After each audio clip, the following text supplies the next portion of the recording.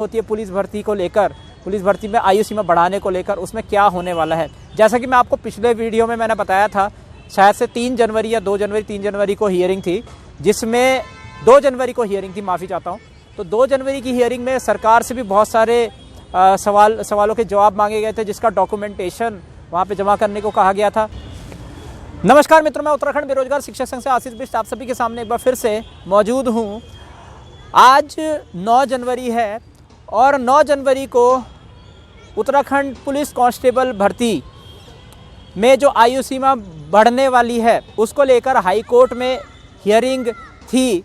लेकिन मैं आपको बता दीजिए कि आज किसी कारण से सुबह से लेकर शाम तक कई सारे केसेस ऐसे होंगे जिसकी वजह से जो कोर्ट की हियरिंग है, जो ऊपर वाले केसेस की जो हियरिंग है, वो ज़्यादा लंबी खींच गई और उस कारण से आज पुलिस कांस्टेबल भर्ती जिसमें आयु सीमा बढ़ने वाली थी, उसकी आज हियरिंग नहीं हो पाई, अभी तक नहीं हो पाई है। और प्रोबेबली चांस है कि कल इसकी हियरिंग होगी, यानी कि कल 10 जनवरी को जो आज हियरिंग नहीं हो पाई हाई कोर्ट में, उसकी हियरिंग जो है उसकी सुनवाई अब कल होने वाली है।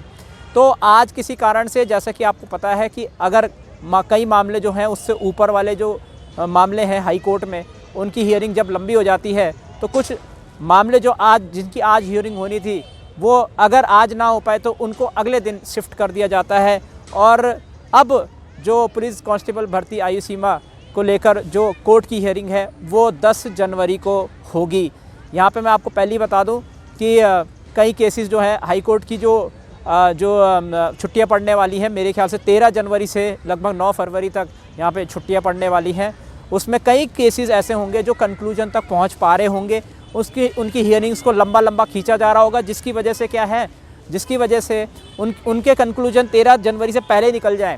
इस वजह से आज हो सकता है कि पुलिस भर्ती आयु सीमा को लेकर कोर्ट की हियरिंग नहीं हो पाई, हो सकता है इसी वजह से नहीं हो पाई। तो कल देखने वाली बात ये होगी कि कल जो कोर्ट की हियरिंग होती है पुलिस भर्ती को लेकर, पुलिस भर्ती में आयु सीमा बढ़ाने को लेकर, उसमें क्या होने वाला है। जैसा कि मैं आपको पिछले वीडियो में मैंने बताया था, शायद से 3 जनवरी या 2 जनवरी 3 जनवरी को हियरिंग थी, जिसमें 2 जनवरी को हियरिंग थी, माफ़ी चाहता हूँ। तो 2 जनवरी की हियरिंग में सरकार से भी बहुत सारे सवालों के जवाब मांगे गए थे, जिसका डॉक्यूमेंटेशन वहाँ पे जमा करने को कहा गया था। कुछ सवाल जो है वो बेरोजगार संघ से भी पूछे गए थे और उनसे भी बोला गया था कि आप उनके डॉक्यूमेंट्स जो है वो भी सबमिट कीजिए। तो सबने अपनी तैयारी अपने तरीके से पूरी कर ली होगी मेरे हिसाब से। और मैंने आपको जैसा कि बताया भी था कि कुछ हद तक जो पलड़ा है वो हल्का सा, आप कह सकते हैं कि बेरोजगार संघ के तरफ जा रखा है। अभी भी पूरी तरीके से मतलब सरकार के पक्ष में चीज़ें नहीं है, वो बेरोजगार संघ के ही पक्ष में हैं। और आप ये उम्मीद कर सकते हैं कि कल जो 10 तारीख को हियरिंग होगी, उसमें सकारात्मक परिणाम आने के पूरे चांसेस हैं। अब देखिए इसमें क्या हो सकता है। अगर मान लेते हैं कल, ये संभावना बन सकती है कि कल भी अगर जज जो है वो दोनों की हियरिंग्स को सुने, दोनों ने जो डॉक्यूमेंटेशन है वो वहाँ पे जमा करेंगे और दोनों के डॉक्यूमेंटेशन में बहुत ज़्यादा दम होगा। सरकार ने भी बहुत अच्छे तरीके से डॉक्यूमेंट्स वहाँ पेश किए होंगे जिसमें बहुत अच्छा दम होगा, और बेरोजगार संघ ने भी कुछ इस तरीके से डॉक्यूमेंटेशन वहाँ पे जमा किए होंगे, उसमें भी बहुत सारा दम होगा। तो जज हो सकता है कि कल की हियरिंग में जो है वो फैसला ना ले पाए। तो उस परिप्रेक्ष्य में ऐसा भी हो सकता है, क्योंकि जैसा कि आपको पता है, सेकंड सैटरडे जब आता है तो उसमें कोर्ट की हियरिंग जो है वो ज़्यादा लंबी नहीं चलती। तो 11 तारीख को तो बहुत लंबी कोर्ट की हियरिंग्स नहीं हो पाएगी, और 12 तारीख को जैसा कि आपको पता है संडे है, तो उस दिन तो कोर्ट तो बंद ही रहेगा, और 13 तारीख से कोर्ट की जो छुट्टियाँ पड़ रही हैं।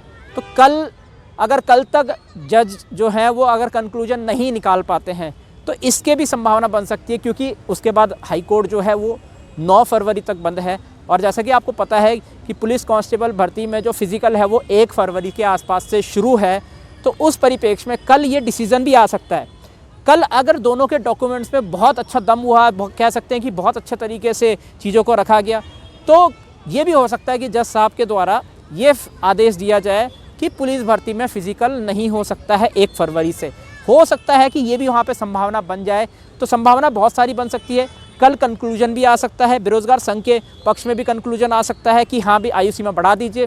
कल हो सकता है कि सरकार के पक्ष में भी फैसला आ जाए, जिस तरीके से सरकार ने वैसे अभी तक तो थोड़ी सी वीक पैरवी की है, लेकिन कल के डॉक्यूमेंटेशन में हो सकता है उनकी बात पे दम हो, तो ये भी हो सकता है कि वहाँ पे चीज़ें रिजॉल्व सरकार के पक्ष में चली जाए। लेकिन ये भी हो सकता है कि अगर जज साहब वहाँ पे फैसला ना ले पाएँ तो वहाँ पे ये फैसला हो सकता है कि क्योंकि उसमें अभी तक निष्कर्ष तो निकला नहीं है, तो जज साहब ये फैसला ले सकते हैं कि फ़िज़िकल को 1 फरवरी से डिले कर दिया जाए और जब तक इसका कंक्लूजन ना निकले तब तक ये फ़िज़िकल को जो है पुलिस भर्ती में जो फ़िज़िकल होने वाला है उसको पीछे कर दिया जाए।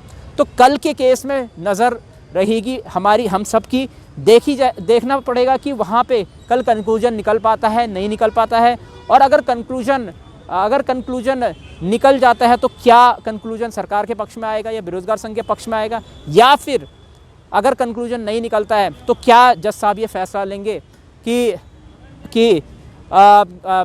फ़िज़िकल की डेट्स को जो है वो कैंसिल किया जाए, जो 1 फरवरी से उसको कैंसिल किया जाए और उस दिन से फ़िज़िकल ना कराया जाए। क्या देखने को मिलता है, देखने वाली बात होगी। आपको क्या लगता है नीचे कमेंट सेक्शन में बताएं किस तरीके से चीज़ें वहाँ पे रखी जा सकती है सरकार के द्वारा। हो सकता है सरकार कोई चमत्कार कर दे कल, हो सकता है कि उनकी पैरवी इतनी मजबूत ना हो तो बेरोज़गार संघ के पक्ष में चीज़ें पक्ष में आ जाए।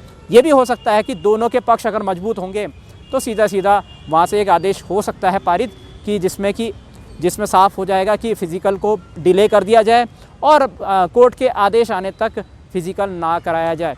ऐसा भी फैसला देखने को मिल सकता है। ये 3 संभावनाएं वहाँ पे बन सकती है। उम्मीद करते हैं कि कल की हियरिंग जो है वो पॉजिटिव होगी और कल ही निष्कर्ष जो है वो आयु सीमा बढ़ने के पक्ष में आ जाए।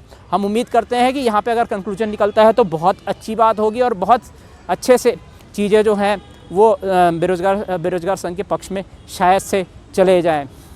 तो नीचे कमेंट सेक्शन में बताइए क्या लगता है आपको कि कल की हियरिंग में, आज तो हियरिंग हो नहीं पाई किसी कारण से, कल की हियरिंग में क्या क्या देखने को मिल सकता है, नीचे कमेंट सेक्शन में ज़रूर बताएं। मैं उत्तराखंड बेरोजगार शिक्षक संघ से आशीष बिष्ट आप सभी से अनुमति लेता हूं। जय भारत, जय उत्तराखंड।